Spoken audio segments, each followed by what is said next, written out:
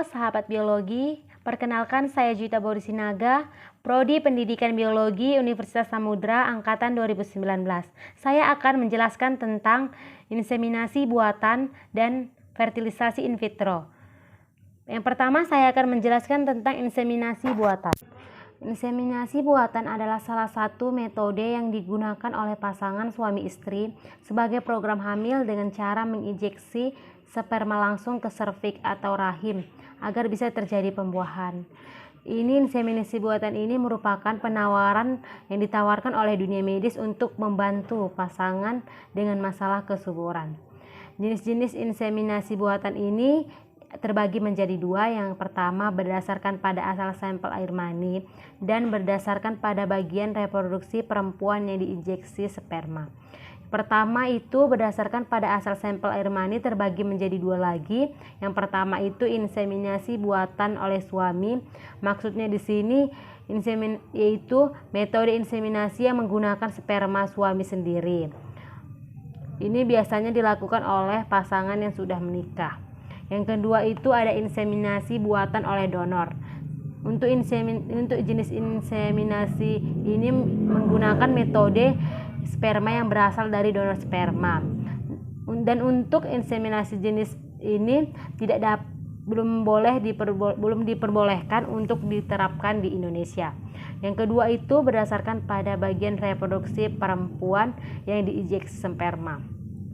Ini terbagi menjadi yang pertama itu inseminasi intratubal.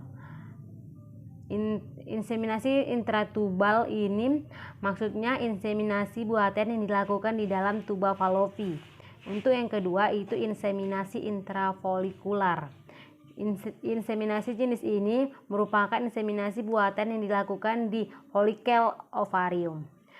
Yang ketiga ada inseminasi intravaginal. Inseminasi intravaginal ini merupakan inseminasi buatan yang dilakukan di dalam vagina sebagaimana kondisi sperma pada saat berhubungan intim. Yang keempat ada inseminasi intrauterin. Inseminasi ini merupakan inseminasi buatan yang dilakukan di dalam rongga rahim atau uterus. Selanjutnya itu ada inseminasi inservikal. Maksudnya yaitu inseminasi buatan yang dilakukan di dalam serviks. Baiklah, selanjutnya kita akan membahas tentang proses melakukan inseminasi buatan. Prinsip proses inseminasi buatan adalah memasukkan sampel sperma yang telah dipilih secara khusus ke dalam area tertentu pada bagian sistem reproduksi perempuan dengan menggunakan kanula. Tentunya proses inseminasi dilakukan oleh dokter spesialis dan dilakukan pada saat perempuan berovaluasi atau dalam masa subur. Proses inseminasi buatan secara umum dilakukan dengan langkah-langkah sebagai berikut. Yang pertama, merangsang ovarium dengan cara memberikan hormon gonadotropin dalam dosis rendah. Yang kedua, memantau folikel ovarium secara berkala setelah ovarium dirangsang. Yang ketiga itu menginduksi ovulasi dengan suntikan HCG ketika minimal satu folikel sudah berukuran optimal. Yang keempat yaitu menyiapkan sperma yang disimpan di dalam wadah. Yang kelima yaitu mencuci sperma secara khusus untuk menghindari kontraksi uterus dan meningkatkan peluang pembuahan ovum oleh sperma di dalam rahim. Yang keenam itu melakukan inseminasi ketika perempuan sedang berovulasi, yaitu maksudnya ini dalam masa subur ya, yakni menempatkan sampel sperma di area tertentu dari reproduksi perempuan melalui kanula. Tapi ini tidak memerlukan pembiusan ya. Selanjutnya itu memberikan progesteron melalui vagina untuk meningkatkan kemungkinan implementasi embrio. Selanjutnya kita akan membahas tingkat keberhasilan melakukan inseminasi buatan ini. Tingkat keberhasilan inseminasi buatan dipengaruhi oleh faktor-faktor yaitu usia seorang perempuan, penggunaan obat kesuburan, dan jenis masalah kesuburan yang dimiliki. Menurut penelitian, tingkat keberhasilan dari inseminasi intraservikal atau ISI adalah 37,9% setelah 6 siklus perawatan. Sedangkan tingkat inseminasi intrauterin adalah 40,5%. Resiko yang selanjutnya kita akan membahas tentang resiko inseminasi buatan pada perempuan. Yang pertama itu adanya kelahiran kembar. Program inseminasi memungkinkan untuk mendorong terjadinya kelahiran kembar. Hal ini bisa terjadi akibat stimulasi terhadap folikel ovarium yang menjadi berlebih. Risiko ini biasanya terjadi pada perempuan dengan usia yang cukup muda. Yang kedua yaitu ovarium hyperstimulation syndrome atau OHSS. Risiko terjadi ovarium hyperstimulation syndrome juga dikarenakan respon yang berlebihan oleh folikel ovarium pada saat terapi hormon. Pada proses inseminasi buatan, protokol stimulasi dibuat cenderung ringan dan dimonitor melalui USG untuk menurunkan resiko terjadinya ovarium hyperstimulation syndrome atau OHSS. Yang ketiga ada kehamilan ektopik. Kehamilan ektopik yaitu kehamilan di luar rahim yang mengakibatkan harus dihentikan sebelum kehamilan semakin berkembang dan mengancam jiwa perempuan. Resiko terjadi kehamilan ektopik ini mungkin saja terjadi melalui program inseminasi buatan dengan peluang sebesar 4%. 5. Ada keguguran. Inseminasi buatan juga memiliki resiko untuk mengalami keguguran. Resiko terjadi keguguran ini lebih tinggi selama awal kehamilan ya. Selanjutnya yang keenam ada infeksi.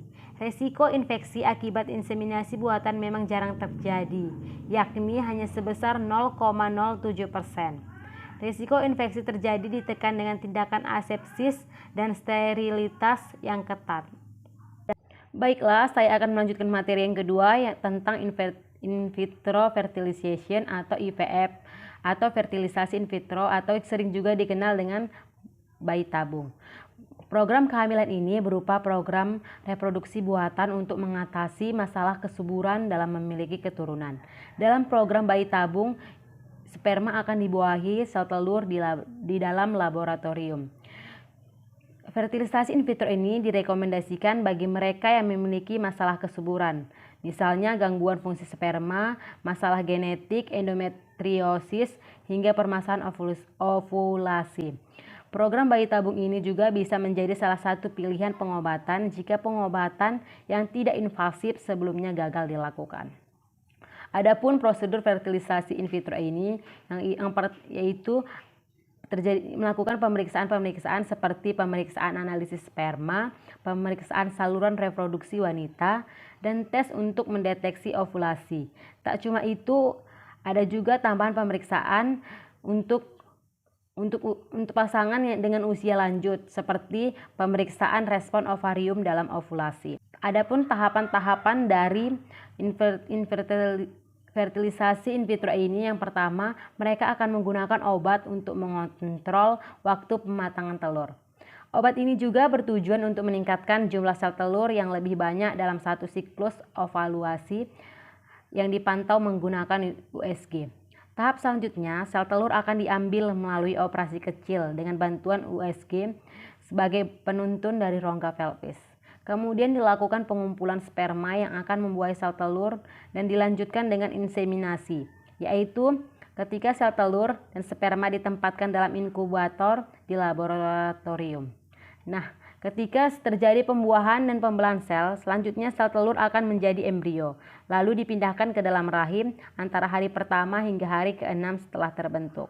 Adapun resiko dari fertilisasi in vitro yang pertama itu terjadinya kehamilan kembar. Andai kehamilan kembar ini dapat terjadi jika dilakukan penanaman lebih dari satu embrio dalam rahim ibu. Dan juga ada kemungkinan lahir prematur dan berat badan bayinya rendah. Yang kedua ada keguguran. Persentase keguguran pada wanita yang menggunakan IVF sama besarnya dengan kehamilan normal, yaitu sekitar 15-25%. Yang ketiga ada kelainan kongenital. Usia ibu menjadi faktor utama yang dapat menyebabkan kelainan jantung, tulang, dan sindrom tertentu pada bayi ataupun pada keturunan tersebut.